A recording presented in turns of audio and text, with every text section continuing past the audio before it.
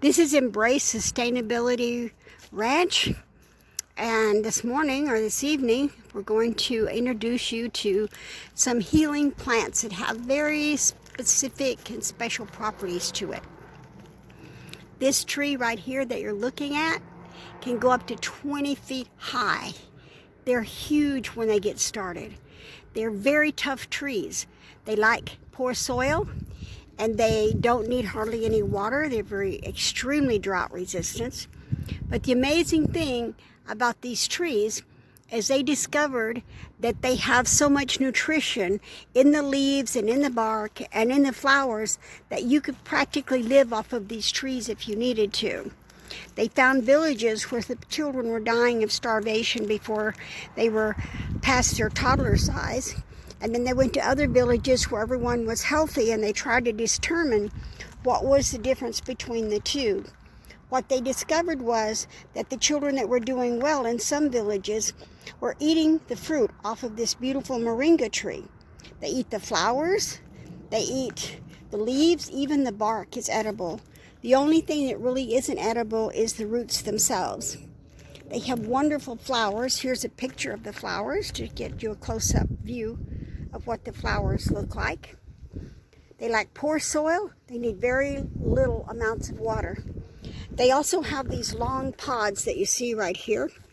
These pods can get to be up to 3 feet long. And inside of this pod, when it dries out, will be rows and rows of black seeds. And the seeds are very easy to plant. When you take the seeds out, you put the seeds between 2 wet paper towels and keep the paper towels damp. And in about 14 days, what you're going to find is that the seeds have grown little tiny fiber-looking roots that almost look translucent. But once they get those little flower roots on that seed, then you're free to plant them. And before you know it, within just a couple of months' time, you'll see these gigantic, beautiful trees. They have more vitamin C in their leaves and in their flowers than 10 oranges.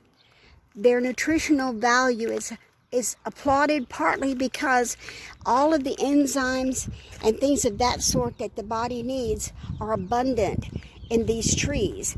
It's so abundant that the children in Africa who were dying from malnutrition, they started growing and eating from these trees, and before they knew it, the children were in good health again. But they went to one village where they actually had the trees and the children were still sick. And when they investigated, they discovered that they were cooking the plant and draining off the juice and then eating it. So they instructed them not to cook it, but to eat it fresh the way that it is, straight from the tree. So they did. They changed the way they were processing it, and instead of cooking it, they were letting it be natural and eating it as a salad and fresh with other foods. When they went back 6 months later, the nutritional balance of these children had gone so much better that it was life transforming. So anyway, we have 25 of these trees here at our ranch, and they're doing wonderful. So we're processing this to make sure that everyone has a moringa tree, because you could live if you had a moringa tree. Their nutritional value is so great. The only part of this tree that you don't eat is the roots. The rest of it, the flowers and everything, are wonderful. And the flowers have a very sweet taste. The leaves taste a little bit peppery. The other nice thing I like about these trees is the livestock don't seem to like it. I think they don't like it because it has a little peppery flavor to it. They might take a bite or a nibble off of it, but then they won't go back to bother it again.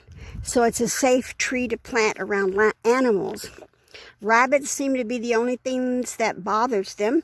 So I have placed these little wire cages around the very base of the trees, just to keep the rabbits from nibbling at the trunks of them. Anyway, I'm introducing you to this wonderful plant, the moringa tree. Go and research it. You'll be amazed at what you find out. God has provided for us in ways that are without measure. As we begin to look into the things that have been created to give us health and well-being, you begin to understand that there's no reason for people not to be in good health.